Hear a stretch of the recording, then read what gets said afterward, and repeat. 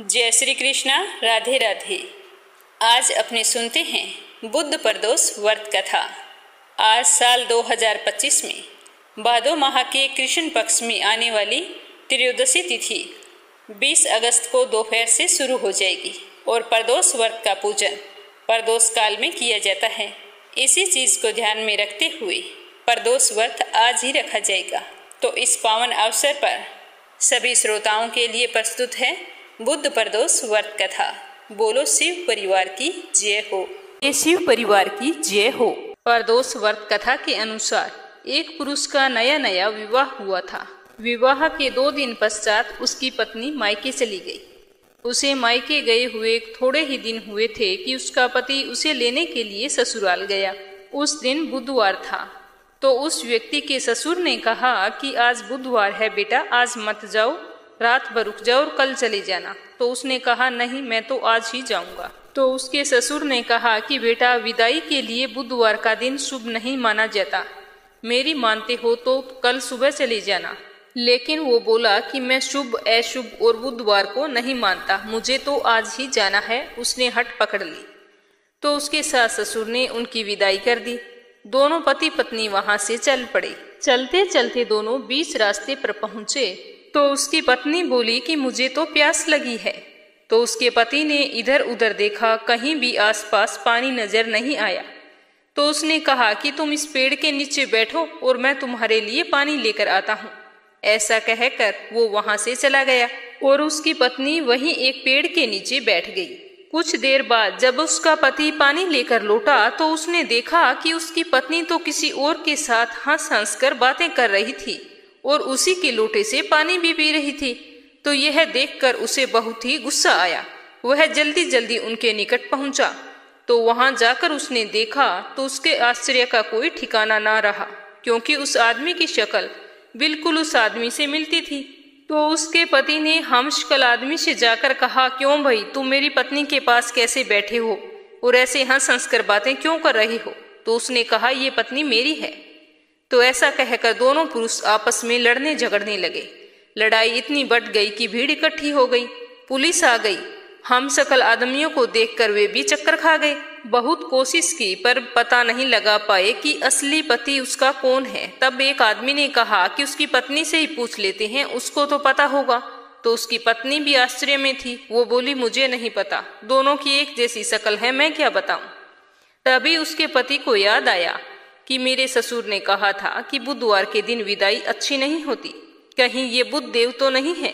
तो उसी क्षण उसने भगवान शंकर से प्रार्थना की और कहने लगा कि हे भगवान, आप हमारी रक्षा करें, मुझसे बहुत बड़ी भूल हो गई है। मैंने अपने सास ससुर की बात नहीं मानी और मैं बुधवार को अपनी पत्नी को विदा करा के ले आया।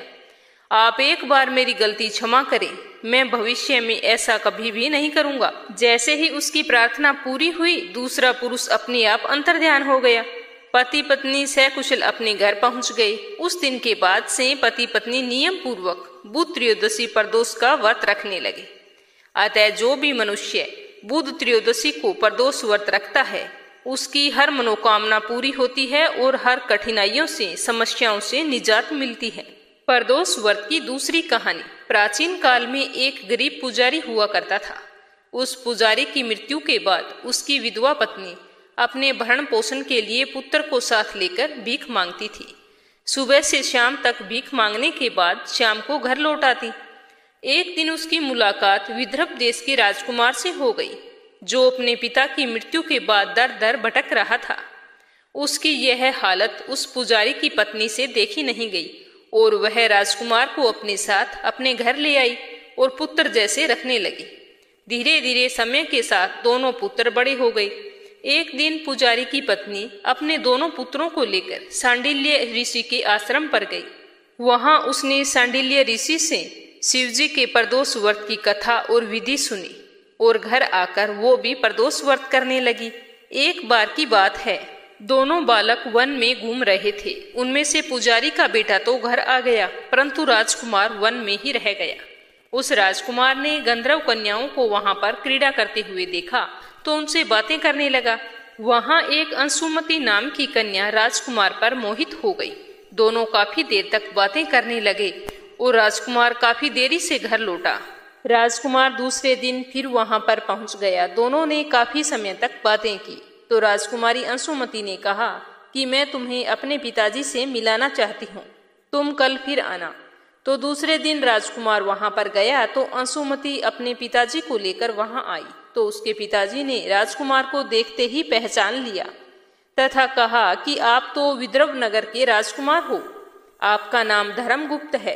अंशुमती के पिताजी को वह राजकुमार बहुत ही पसंद आया और उन्होंने कहा कि शिवजी की कृपा से हम अपनी पुत्री का विवाह आपसे करना चाहते हैं, क्या आप इस विवाह के लिए तैयार हैं? तो राजकुमार ने तो अपनी स्वीकृति खुशी खुशी दे दी।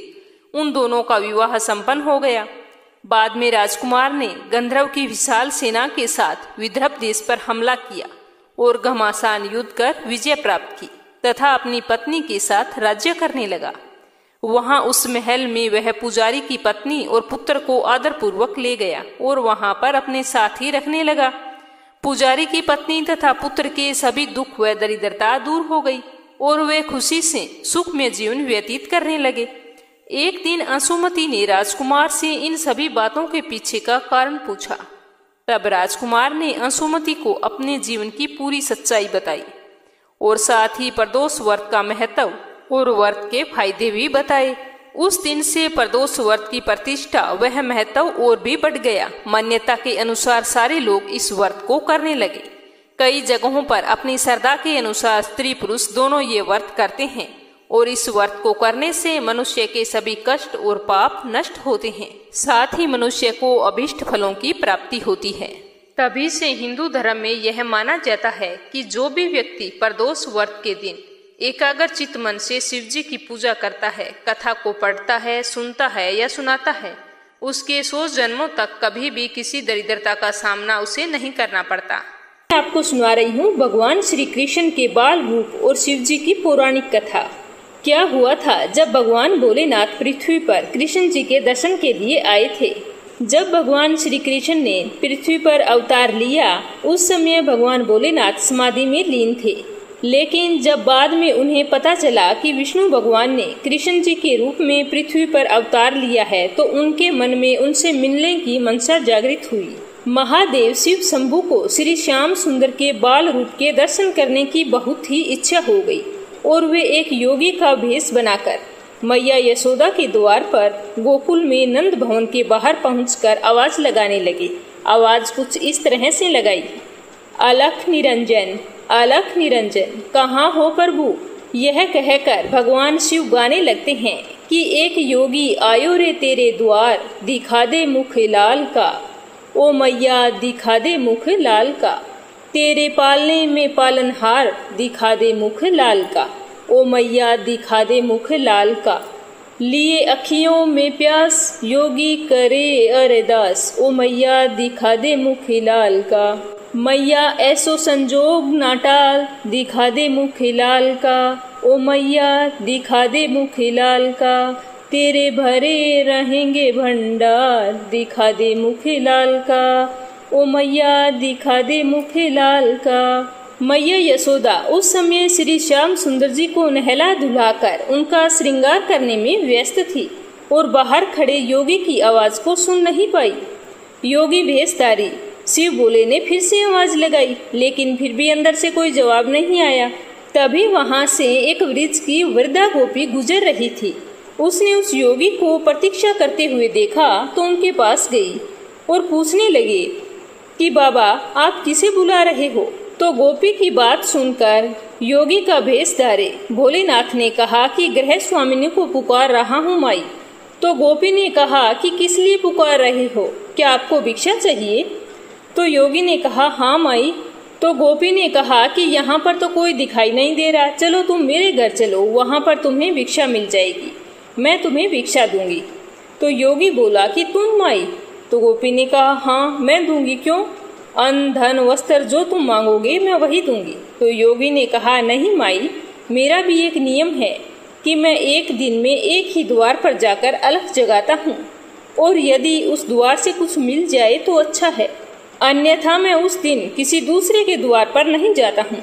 तो बाबा की यह बात सुनकर गोपी को बहुत चिंता हुई। उसने कहा कि हे भगवान, तो फिर तो भूखे ही रहोगे। तो योगी ने कहा कि हाँ माई, भूखा ही रहूंगा, जैसी प्रभु की इच्छा है वैसा ही होगा। तो गोपी ने कहा कि नहीं नहीं बाबा, हमारे गांव से कोई भी साधु भूखा चला जाए तो यह सारे गोकुल के लिए लज्जा की बात होती है। बाबा तुम यहीं पर ठहरो, मैं अंदर जाकर देखती हूँ कि यशोदा रानी कहाँ है। ऐसा कहकर वह वृद्धा गोपीनंद भवन के अंदर गई। अंदर जाकर देखती है कि मैया यशोदा तो श्याम सुंदर का श्रृंगार कर रही थी और साथ ही उन्हें लोरी गाकर सुला रही थी।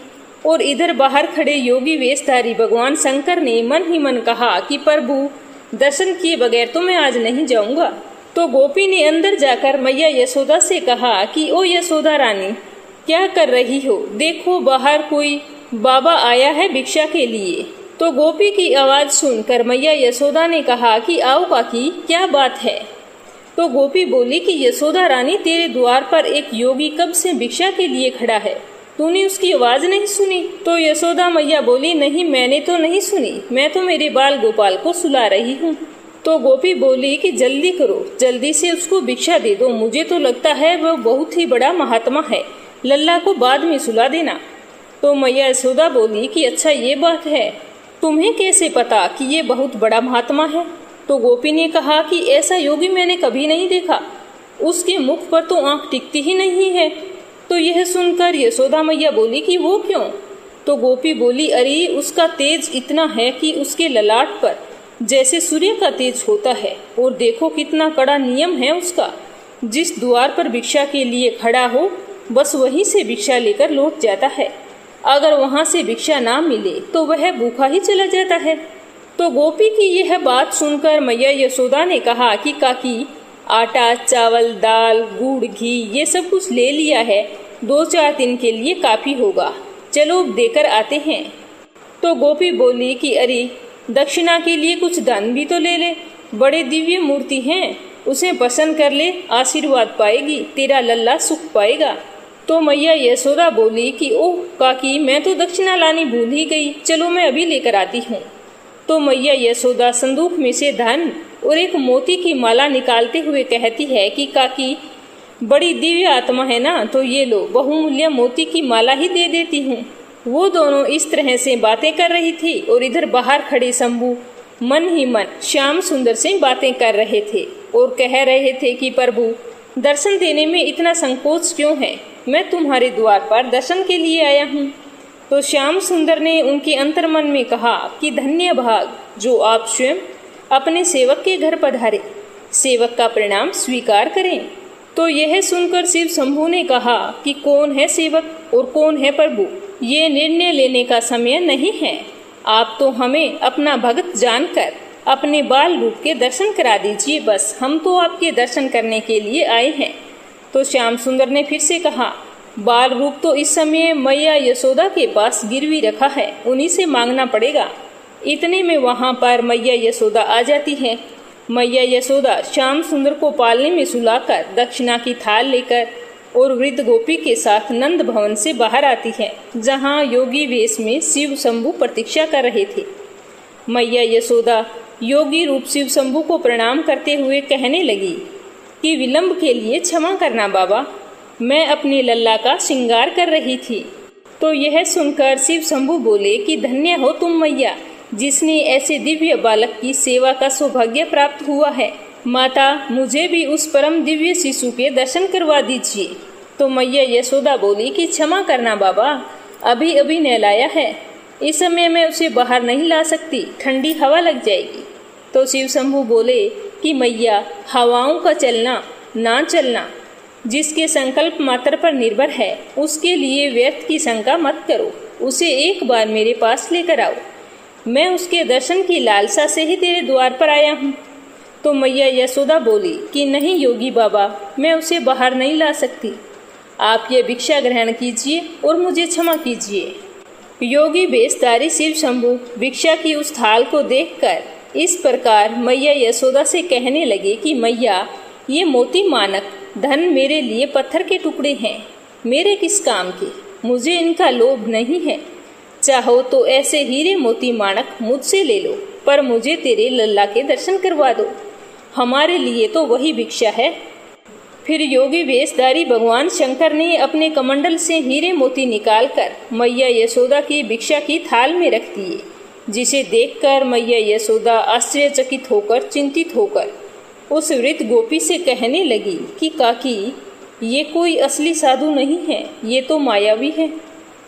तो गोपी तो चुपचाप खड़ी थी, यशोदा मैया का करुण चेहरा देख रही थी। तो बाद में मैया यशोदा अपनी आंखों में आंसू भरकर योगी वेशधारी शिव शंभू से कहने लगी कि देखो योगी बाबा, तुम जैसे कई मायावी इससे पहले भी आ चुके हैं, इस प्रकार की चिकनी चुपड़ी बातें करते हैं। तेरा लाल तो बड़ा दिव्य बालक है, उसका दर्शन करा दे, उसे मेरी गोद में दे दे, और फिर सब मेरे लल्ला को मारने की कोशिश करते हैं। मेरे लल्ला ने आप लोगों का क्या बिगाड़ा है जो आप उसके शत्रु बन गए हैं। ऐसा बोलते बोलते मैया यशोदा को गुस्सा आ गया और उन्होंने अपने कड़े शब्दों में कहा कि भिक्षा लेनी है तो लीजिए, अन्यथा अपने स्थान को पधारिए, मैं अपने लल्ला को बाहर नहीं लाऊंगी। तो यशोदा मैया की बात सुनकर शिव शंभू बोले कि ओ मैया, ऐसे कठोर मत बनो, मैं बहुत दूर कैलाश पर्वत से आया हूँ। तो मैया को फिर से गुस्सा आ गया। वो बोली कि कैलाश में थे तो वहीं पर भगवान शिव के दर्शन कर लेते, यहाँ पर आपका क्या काम है।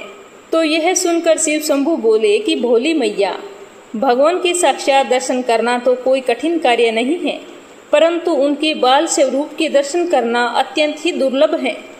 उसी की लालसा से मैं तेरे द्वार पर आया हूँ। कई युगों के पश्चात ऐसे दर्शन करने को मिलते हैं। लेकिन मैया यशोदा तो कहने लगी कि नहीं नहीं बाबा, मुझे क्षमा कर दो, मैं मेरे लल्ला को बाहर नहीं लाऊंगी। मेरे पति की आज्ञा है कि किसी अनजान व्यक्ति के सामने अपने लल्ला को मत लेके जाना। मैया यशोदा इस प्रकार अपने फैसले पर अडिग रही। इस तरह गुस्से में यशोदा मैया को देखकर भगवान शिव ने सोचा कि किस तरह भगवान श्री कृष्ण के बाल स्वरूप के दर्शन करो। तभी मैया यशोदा को इस प्रकार अपने फैसले पर अडिग देखकर भगवान श्याम सुंदर ने श्री योग माया को पूर्णमासी बुआ, जो कि स्वयं भगवती योग माया है, भगवान के जन्म से पूर्व गोकुल में आ गई थी, उनको वहां पर भेज दिया जहां पर भोलेनाथ और यशोदा मैया वाद विवाद कर रहे थे। पूर्णमासी बुआ वहां पर आते ही बोली कि यह अनजान व्यक्ति नहीं है यशोदा रानी, ये अनजान व्यक्ति नहीं है, मैं इन्हें अच्छी प्रकार से जानती हूँ। मैंने कहा था ना कि गोकुल में आने से पहले हम काशी में रहते थे, इन्हीं के दर्शन किए थे मैंने। ये सचमुच परम दिव्य शक्ति हैं, शक्तिपति हैं ये। ऐसा बोलते बोलते पूर्णमासी बुआ की आंखों में आंसू बह चले और भगवान शिव के चरणों में उन्होंने अपना शीश रख दिया और प्रणाम करने लगी। और फिर वहां से उठकर मैया यशोदा से कहती है कि यशोदा, इन्हें लल्ला के दर्शन करवा दो। यशोदा रानी, मेरा कहना मानो, इन्हें लल्ला के दर्शन करवा दो। इनका आशीर्वाद पाकर तेरा लल्ला भी बड़ा प्रसन्न हो जाएगा। तो यह सब सुनकर यशोदा मैया विस्मृत सी मुद्रा में पूर्णमासी बुआ से बोली कि बुआ, क्या तुम सच कह रही हो? क्या तुम सच में इन्हें जानती हो? तो पूर्णमासी बुआ कहने लगी कि हाँ रे यशोदा रानी, मैं इन्हें भली भांति जानती हूँ। अरे ये तो तेरा सौभाग्य है जो तेरे लल्ला का प्रेम इन्हें तेरे द्वार पर ले आया है। तो पूर्णमासी बुआ की बात सुनकर मैया यशोदा ने कहा कि काकी, इनकी वेशभूषा तो देखिए, लंबी लंबी जटा और बदन में भभूत, गले में सर्पों की माला लगाए हुए। लल्ला तो इन्हें देखकर वैसे ही डर जाएगी। ना बाबा ना, मैं तो लल्ला को बाहर नहीं लाऊंगी। बेचारी भोली भाली मैया को क्या पता कि उनके द्वार पर स्वयं भगवान सदाशिव पधारे हैं। तो पूर्णमासी बुआ बोली कि मैया यशोदा, ऐसी कोई बात नहीं है, इनके दर्शन मात्र से ही समस्त भय का नाश हो जाता है, समस्त बाधाएं दूर हो जाती है। तुम मुझ पर विश्वास करो, मैं तुमसे कभी भी झूठ नहीं बोलूंगी। तो इस तरह का वार्तालाप देखकर वहां पर खड़ी वृद्धा गोपी ने बुआ का समर्थन करते हुए कहा कि हाँ रे यशोदा रानी, ये पूर्णमासी बुआ कभी झूठ नहीं बोलती है। यशोदा रानी, तुम्हें याद है जब वो पहले गोकुल में आई थी, तब इसी ने तुझे आशीर्वाद दिया था ना कि तुम्हें लल्ला होगा। उस समय तुम सब आशा छोड़ चुके थे। ये सदा सच कहती है, सो इनकी बात मान ले बेटी, ये झूठ नहीं बोल रही है। जा बेटी, लल्ला को ले आ।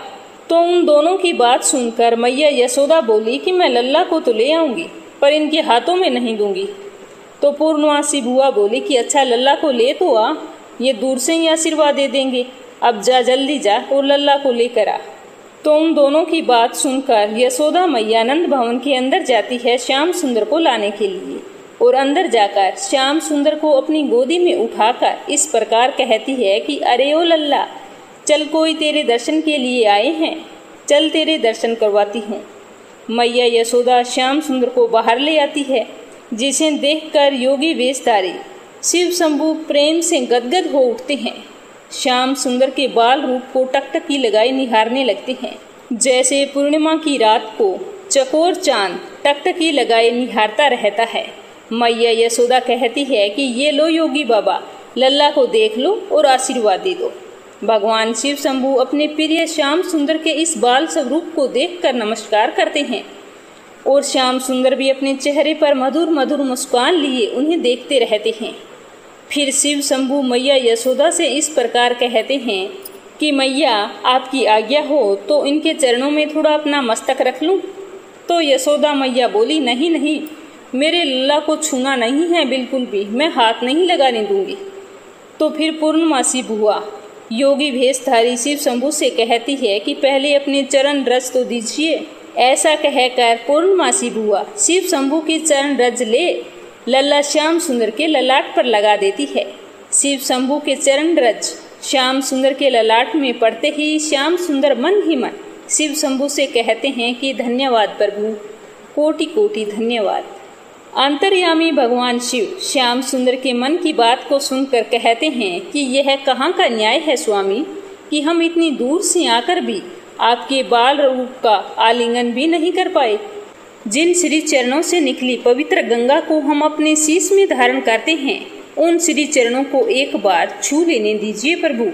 और फिर भगवान शिव अपने ही शरीर के एक अदृश्य प्रतिबिंब से श्री श्याम सुंदर के चरणों का स्पर्श करते हैं और उनकी स्तुति पुरुष सूक्त से करते हैं, जो कि भगवान श्याम सुंदर को अति प्रिय है। और उसके बाद योगी भेषधारी शिव शंभू मैया यशोदा से झूम झूम के नाच नाच के कहने लगते हैं कि युग युग जिए तेरो लल्ला, ओ मैया युग युग जिए तेरो लल्ला। मेरे नैना भये निहाल निरख मुख लाल का, प्यासी अखियां हुई निहाल निरख मुख लाल का। तो मुस्कुराते हुए यशोदा मैया कहती है कि योगी बाबा अपनी भिक्षा तो लेते जाइए। तो महादेव शिव शंभू ने फिर से झूमते हुए गाते हुए कहा कि रख ले हीरे मोती तेरे, ये पत्थर किस काम के मेरे। योगी हो गया माला माल निरख मुख लाल का, मैं तो हो गया माला माल निरख मुख लाल का। ऐसा कहते ही योगी भेषधारी शिव शंभू वहां से अंतर्ध्यान हो जाते हैं। ऐसा अनुपम दृश्य देखकर स्वर्ग लोक के समस्त देवी देवता बहुत ही प्रसन्न होते हैं और फूलों की वर्षा करने लगते हैं।